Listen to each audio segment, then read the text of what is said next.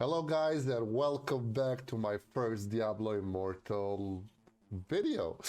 I didn't post videos a long time. I had some personal things going, changed the country, started living in Germany. As you can see, don't have a mic, don't have the setup because the space is very limited. But I saw that I didn't post content for a long time, so I said, you know, I'm playing the game, why not record and why not get back to my viewers and just give a few tips. So currently I'm playing Diablo Immortal, and this video is going to be a little bit about some tips when it comes to Diablo Immortal. And yeah, it's not gonna have a topic, but just some general tips that I find you know very useful. So I'll try to put chapters down below, but it will be cool, you know, just to watch the video because it really shows my perspective and the routine of things that I do in this game. So first thing first, I play with a controller. I like to play a lot with controller on PC. I play with my phone, but mostly I play with a controller. I play with the Google Stadia controller, but I guess as long as you put the cable directly on the computer, you can play with any type of controller. I play a Demon Hunter. Right now, my Demon Hunter is Paragon 97, and it has like 4.6k damage and 2,700 almost 2,800 combat rating. So I'm currently playing on health 3, and yeah, let's go like straightforward to the tips. So number one tip that I think is the most important tip whenever, like, since I started playing this game, is to use the potion and to realize that the potion is actually a spell that's being refilled. Because if we use, you know, to Diablo games, we had like, you know, these potions that you could get, or you had like, you know, like those infinite potions. But here they made it really convenient because the potion is a spell, and like if we're full here, you know, like we cannot use the potion. You see, it says like already at full life. So when I say, you know, use the potion proactively as a spell, I mean like this. Whenever like you're fighting or whatever you're doing, and let's say, you know, you're getting hit. For example, here we have so little, you know, like getting hit. I always use the potion because, you know, it heals us over time, and then I can tank. So basically, if I go and, you know, go in the middle of mobs, I could use the potion and it will refill my health. During that time, I will, you know, tank and spank and just do damage, you know, like get here, and just fight with mobs and use the potion my advantage, because it will get refilled by killing as you can see, it gets refilled very fast. You see, it's almost fully refilled at 3, and again now, whoop, already refilled at 3. And then you have the cooldown there, but this is a really cool tip that I've been using even since, you know, I started leveling this guy, because you use the potion like this proactively, and even if you're now with this one, you know, you use the potion and still stay here in the fight and kind of, you know, tank it out. And that's why I'm saying, you know, in this game you should never stay without being full health, because now we're refilled. We fight, you know, like this, and as soon as we have the we continue, let's say, to the next group, and as soon as we have the potion cooldown, I immediately use this one, and again am refilled to the maximum. So this is kind of my first tip that I think is very, very important when it comes, you know, to developing a play style and just, you know, being there always ready to take and tank those big hits. Especially, you know, when you fight bosses, you should be like more you should save the potions a little bit more, because those can be refilled that fast. But like when you're just fighting these trash mobs and everything, you shouldn't be as scared and just use the potion in your advantage, and then also use the orb. So basically, if there are orbs on the ground, you will know that orbs will heal you, and then you will know that the potion will heal you. So you have to use these two in your advantage. So first, if we have orbs, we know that we will tank, and then we will get the orbs, and then on the second, we still stay longer there, and then we know that when our health gets lower, we will use the potion, and then again, like always, you see, I'm always using proactively the spell there on my advantage, and I'm always, full, even if, like now I have the cooldown, I know that I'm gonna have some healing potions in the ground or something similar, and then you see I have the healing globe here, and then I'm full, and then I continue, and then on this group, if I take damage, I'm gonna use the potion again and again, I'm full. So this is, my way of clearing everything and not being afraid there. Doesn't matter which class are you playing, just being there on the front line. Next thing, let's talk about, I just confirmed, with clanmates, because even if you're like on different levels of hell, let's go back to the city, to West March, and just to explain this a little bit. So when you play on different levels of hell, hell is capped between paragon points, and of course you can, the XP is same, just so we get this clear, like even if you play on hell 1, 2 or 3, the amount of XP that you get is the same, but the item base level of the item will be higher on the higher level of hell. So basically hell 3 will have the base item minimum of paragon 80. That means, the base item here, that is up here, you see damage 301 would be, base item of that difficulty, while the attributes below, the attributes will be generated based on your character, based on your paragon level, and based on your combat rating. And while we speak of combat rating, it is really important to understand, what adds damage to you and what adds combat rating. For example, here we have, pure damage.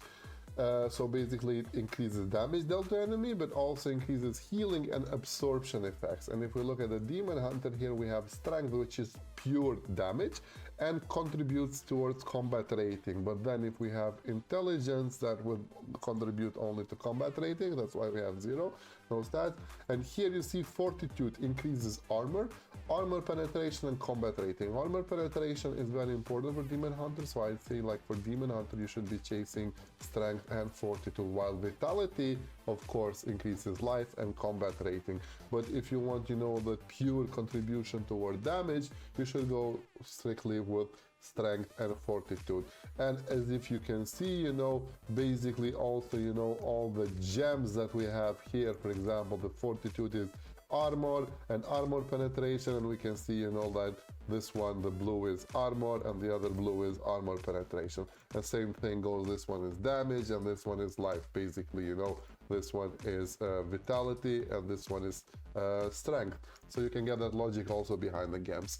The next tip that I would like to give you is to level first to level 10 without spending a lot. I think this account has around 150 euros on it, but what I would suggest when it comes to gem is to level Everlasting Torment and Berserker's Eye on level 10 first, and not to go on the gems. For example, here I have a level 4 stars Venson's Houting that I just put to level 2, but I also had like other 4 stars and 3 stars dubs that I used to push these to level 10, because why we want, the item to be awakened, because we want to get that extra awakened stats. For example, here we have the multi-shot cooldown decreased by 10%, and then here we have the crossbow shot damage increased by 10%. And I would really suggest you go and level these 2 gems at level 10 and awaken your main hand and offhand, because I think the main hand and offhand are the ones that contribute mostly to your damage. And then for the other awaken, I think that the other should be either chest or legs, because those contribute mostly towards, you know, buffs and buffs and things that could add overall DPS to you, because then I think head and shoulders is mostly, you know, like utility and functionality when it comes, you know, to spells. Basically head and shoulders is that changes the spell to something different, while the head and the chest and legs is always something that adds on top of the current buff that you have, usually an extension or, you know, like pure damage or something like that. And the good thing is that this gem you will keep here, and then you would have, you know, the extra Awaken stats here. And then if you go to again to gem resonance, of course, inside, then you can put the gems and slowly level these also with, you know, low star gems, and start getting these attributes here. One thing that I would like to add here is that even then when you do, and you know, you get the essence on a different build, of course you will have the attribute from that one. Because if we go here, inherit, and let's say on the main hand we want to get the frost arrows, as you can see now we have the Awaken stats here, cooldown decreased by 10%, and here you see we have another you know, cooldown decreased by 10%. Or if we go here, strafe, so see strafe damage is increased by 10%. So basically, even if after you do the inheritance, you will get that bonus. So I think it's pretty important to put these two on level 10, and then mine is going to be, you know, to put another third one on level 10, which I'm doing here with Carson's invigoration, because I think it's the gem that gives you straightforward, you know, damage output. And then after that, you know, I'm gonna check if I want, you know, to go maybe with some Heart of Vengeance, or, you know, start working towards my 4-star, or maybe get another 5-star, which would boost my resonance even more. When we come to items, I really want to say that in the end it's a Diablo game, and really combat rating really matters, because you see in the calculations when you go like to greater rifts and stuff like that, how if the rift is big, everything is calculated with combat rating, and you have that we can go and I can show you, like you have that message that says, you know, like caution, mobs are high level and stuff like that. So combat rating is pretty important when it comes to this game. So you really should equip the item that gives you more stats and more combat rating. I usually like to check, you know, the base item and base attributes here, and to see the base item score, and basically, you know, just do a calculation and see, you know, what stats is it giving you, and then what combat rating. Sometimes it's really worth, you know, lowering a little bit combat rating, because it's not worth, you know, losing like 50 damage for 5 combat rating or 4 combat rating. So you really should do that. But like a rule of thumb, you shouldn't chase the set bonuses, because by doing like dungeons and stuff, you will eventually get a good gear and get some bonuses. But like chasing and like not keeping an item that's giving you an upgrade just for the sake of, you know, having a bonus, I wouldn't suggest that, because the game will try to drop you an exceptional item based on the item that you have here. So that's why, you know, I think it's important to keep you know, the item, the strongest item that you have here, because eventually we are still not on the end game. This is a very, very, very, very long-term game that we're gonna play for a long time. So I see people, you know, like talking a lot and stuff like that, but this is a really long-term game. And even if the servers die and stuff like that a little bit slowly, I think that Blizzard is going to push with advertising. They are learning, they are gathering data of what's happening, they are fixing bugs and everything slowly, but they are meant to keep this for a long term. Like even if we, you know, just check, you know, Health 4 and 5, you know, Paragon 240 to 600, like this is really insane. I cannot imagine, you know, how will that go, especially like, you know, like when you upgrade this gear, let's say level 11, then on 100 we're gonna go to level 12, and I think on level 120 we'll get additional like bonus, and when we start, you know, getting like 3 bonuses here and pushing those hydras and those extras, is gonna be a totally different experience in PvP and also PvE. When it comes to gear upgrade, what I suggest also doing is like do your quest, do everything daily, and really be conservative to your gold, because you should really use the gold to gamble an item that you want. I usually don't gamble this part or the weapons. It's basically, you know, it depends. I try to see, you know, what's the lower, like this one is 6k score, 7.9, 545, 79, 827. So I think, you know, I missed some good shoulders, so eventually, you know, daily I'm gonna go, you know, and gamble some gear here, at least, you know, 10 of those. I gambled a lot, but eventually you should, you know, gamble 10 of these, and then also the rings, and later on you should gamble maybe just, you know, the rings, because the fingers, until we get on health 4, are still, you know, these normal yellow items, and we don't have the green ones yet. What else is important? Yeah, get on a warband, get on a guild, try to get the scoria, try to get the scoria, because you will get the combat rating from upgrading the reliquary. Currently my reliquary is level 21. We do, you know, twice a week the raid bosses. We do all the level of the raid bosses, and it's really important you get that scoria, that bonus there. What else is important? Yeah, you should do also the PvP here, because you should get the rewards, you should get the hilts. When it comes to hilts, let's discuss a little bit about the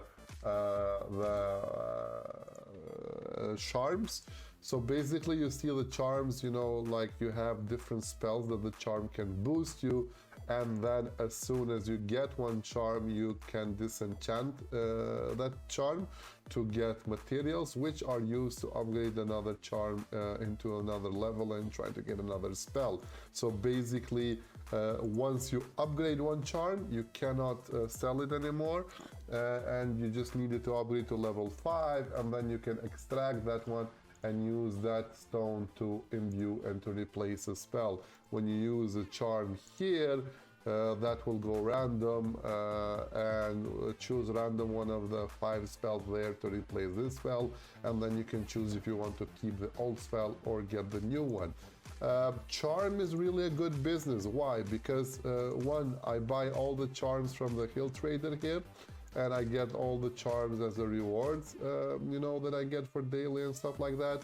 And why? Because I think charms are very important, because they are an important part of the economy. For example, here you see I sold 2 charms. This one was a charm with full demon hunter skills that I used, and this one was something with necromancer. But what's important here is to know what spells are, like what builds are the other classes doing. So basically when you get, let's say, a charm, let's say high to low, we can see, you know, that the necromancer corpse explosion is really something that is wanted in a charm. You know, we can see also like the bone spikes is something that's really needed, or maybe this charm is being, you know, expensive because of some other spell. I don't know, like maybe, I don't think of the sentry, spinning shield, I don't think that is used, inner sanctuary maybe from the monk, or maybe from the black hole. So if you have a charm that has spells from 2 classes that are used in the current build, then you should pump your price up, and basically it costs you 500 silver to extract one charm, and then if you sell it, you know, for 1k, you should get 500 brutto, and then net also the auction house gets some money for you, and you see overall you see 13k I made. I had transactions, and I always, you know, buy and sell those charms. So getting all the charms, disenchanting those, and leveling one charm that has the spell that is actually used by all of the classes, that could be good. So basically what I do, I get the charms. If I have, you know, a charm that it has a spell that is used by a popular class, then, you know, I disenchant. For example, this one has the skeletal mage. I know skeletal mage is the one that necros, and this one has bone spikes. It's good. Disintegrate, I don't know if it's on wizard, but this one would sell for the bone spikes, and this one would sell for the skeletal mage. So basically I would check, you know, what's the lowest on skeletal mage and what's the lowest on bone spikes, and then push that one forward. I'm going now with a party to farm. Probably, yeah, they are farming. And yeah, I mean, I don't want to make this video too long, but if you're up, you know, and want, as usual, these non-bullshit videos that I post for quick tips, let me know, and I will start, you know, posting another videos about our farm rotation and whatever you need, guys, because we are a very powerful clan. We have very powerful PvP players, whales, and everything. So if there is a specific section that you're interested in knowing, just let me know, and I'll try, you know, with the clan mates to get that specific character and, you know, provide you the information that you need. So please feel free to push comments, and whatever you're interested, let us know, and we'll get back to you with the information, with the video about it. So thank you, and until our next video, bye bye and take care.